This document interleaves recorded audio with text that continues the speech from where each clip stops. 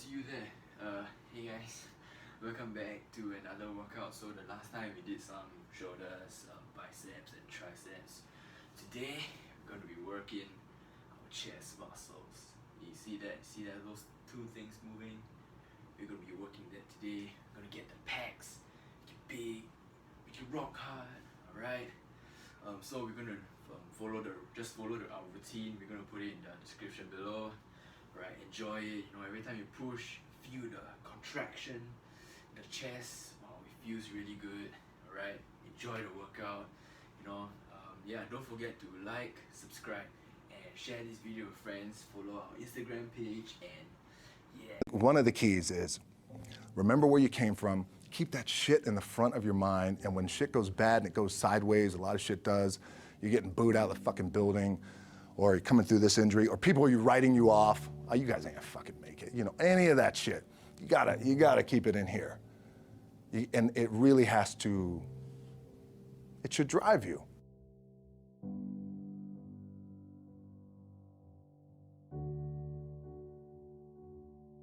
This idea and this notion that you could be anything you want, and you can accomplish anything you want, right? We hear that. You've heard that from the time you were little boys. You hear that now. You're already incredibly accomplished. You can win an NBA championship, MVP of the league. You could become president. You could become governor. You could be in entertainment. You could do Charles, and you could do Shaq. You could do that. You could do whatever you want to do. You guys know that. The thing that has worked for me is to remember the hard times. So, and I'm sure you guys all have your processes. And again, I'm going to tell you what's worked for me. So before a big movie comes out, before back in the days when I was wrestling with WWE, a WrestleMania match, anything big that would happen, I would always take a moment and I just remind myself, all right, I was evicted when I was 14. We were kicked off the island. We couldn't live in Hawaii. Had no place to live. A lot of shit happened. Then when I moved to Nashville, I was arrested multiple times by the time I was 16 years old. I gotta remember that. If I were playing on this team, which my skills are, what's that term? Oh, the shits. So I never play. But before I lace up, before I get on the court, before I play in these big games, before I go to the Staples Center, where history is there, those are historic walls there at the Staples Center. I would remember that, and it allows me then to be present in the moment and understand, holy shit, the stuff I have around me right now, this is the shit that I dreamed of when I was a kid. I am here. I played for University of Miami, played for great teams. Warren Sapp, Ray Lewis, they were my teammates. They were balling. Warren Sapp was playing tight end that time. I was starting defensive tackle. Yeah, they moved him over to D-line. And he looked at me, he's like, yo, dude, I'm gonna take your spot. I said, you ain't taking my fucking spot.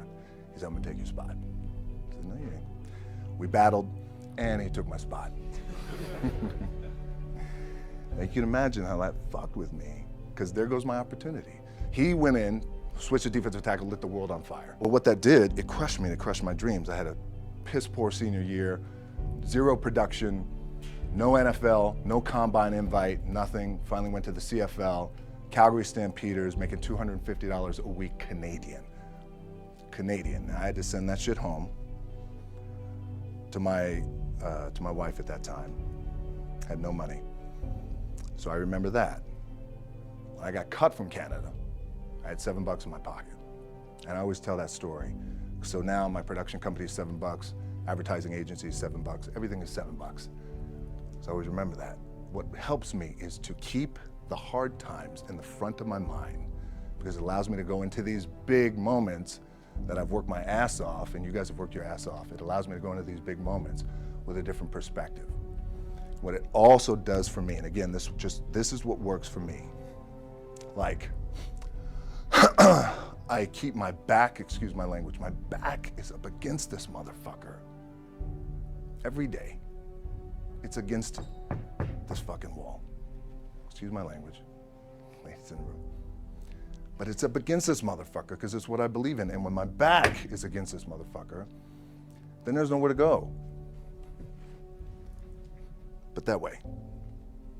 That's it. So I feel like this could be something, an ideology and mindset that could help you, if you look at it that way. Because you made it already. We made it. We're successful boys, and we're lucky boys to be where we're at. Oh, you guys made it. Everybody's rich in the room. Nobody's gonna get evicted anymore. Anything you got, there's no more money problems, right? You got a lot of hands out now. Hey, can I get a little bit? Can I get a little bit? Right, that happens. But when you make it, for me, I need this. I need this. So every day, my back is up against this motherfucker, and this is how I operate. Now, doesn't mean you don't smile, doesn't mean you don't laugh and joke, right? You're happy, I'm a happy guy. But when it comes to business, and when it comes to executing, it's up against this. And I gotta go that way. And I don't give a fuck who is in front of me. They're not gonna stop me. I feel like for me, it feels seamless because you prepared for so long, but it's just like you guys prepping for a game. That's the fun part. That's where it's like, fuck, it's fun, man. People are paying their hard-earned dollars to come see you. They're cheering, they're going bananas, they're booing the shit out of you or on the road. That's fun. That's what you live for. I mean, that's the juice right there. The prep is where the character's made. And I just don't mean the character I play, I mean the character in here. So for me, the prep is getting with the director, getting with the producers, getting with the writers, so in essence, it's like getting with all your coaches and your different position coaches and all the meetings that you have to have, right? So that's the work you put in. The key for me was, where does it start? What's the anchor? What's the anchor? So I could have all these ambitions and you guys have all these ambitions, which is great. It's important. I'll play this role, you'll play that role. I'll execute this thing and it'll come out this summer. You guys will execute this thing during the summer, right, when it's time to really put in a lot more work. But the key with me is just always finding what the anchor is. And the fucking anchor is getting up at 4 o'clock in the morning every day before anybody else and grounding my thought process is in the no one will outwork me. No one. I love and I respect you guys. You motherfuckers won't outwork me. All starts with this.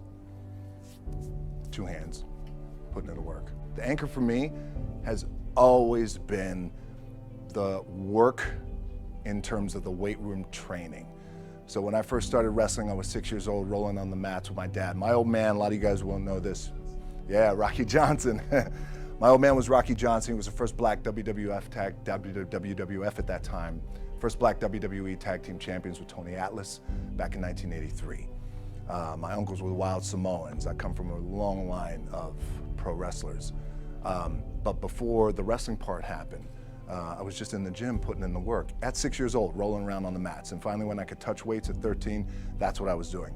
But the weight part for me and the gym part has always been, has to be the anchor. Look, at the end of the day, like again, it's the kind of stuff that I talked about at top is I have to hold on to my dad in his pickup truck came down 4 o'clock in the morning, picked me up in Miami from Tampa. We lived in a little shitty apartment in Tampa. He drove down in his little pickup truck to Miami to get me when I was cut from the CFL. I was driving up I-75. I don't know if you guys are from Florida, any of you guys, if you know, I-75 is like, especially down in Florida, Alligator Alley. I'll never forget it. It's 4 o'clock in the morning. And I thought, well, fuck. I leave home like you guys left home. I'm ready to tackle the world, to get after it, achieve my dreams and goals. Fucking crushed by 22, 23 years old. Now I gotta move back in with my mom and dad.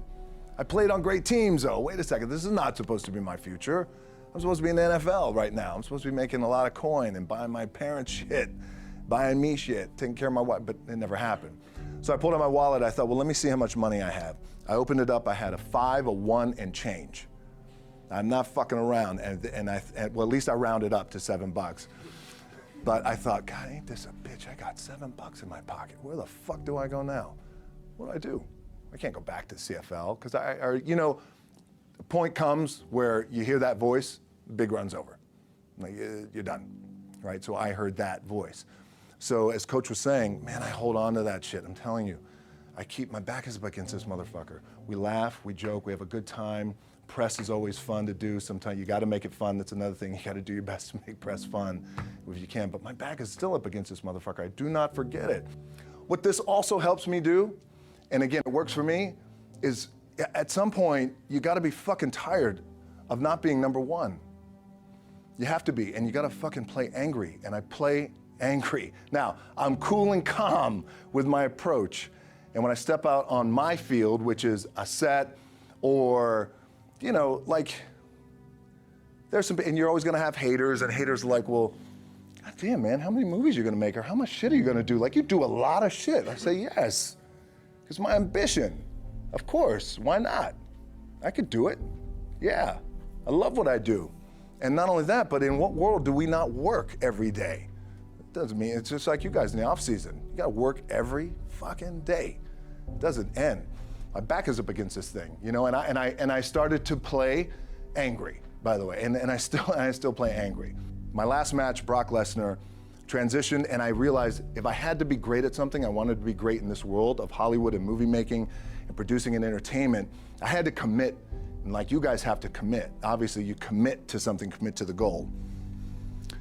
So I quietly retired. 2 years later, I thought, what the fuck did I do with my career? Because my movies were not doing well. I was written off. I was like, it was around 2006, 2007. I was like, God damn. I left, I pulled a Jim Brown. I left when I was on top, like number one in the wrestling business, and I left. It was a ballsy, gutsy, some call it stupid move, but I had to commit and I had to follow what was in my gut. And at that time, I'll share this with you guys, and Will Smith is my boy, and I sat down at that time with the agency I was with, and they said, what do you want to accomplish? I said, I want to accomplish the world. I want the world, and I want Will Smith's career, and I said, and I mean this respectfully because I know he's here at this agency with us, I want to do it bigger and better. And they looked at me like I had 3 fucking heads, and they were like, okay. But I still stayed focused, and I still had these, still put in the hard work with my 2 hands, and that's it. And that's what it comes down to with you guys. One of the keys is, remember where you came from, keep that shit in the front of your mind, and when shit goes bad and it goes sideways, a lot of shit does, you're getting booed out of the fucking building, or you're coming through this injury, or people are writing you off, oh, you guys ain't gonna fucking make it, you know, any of that shit. You gotta keep it in here. And it really has to, it should drive you.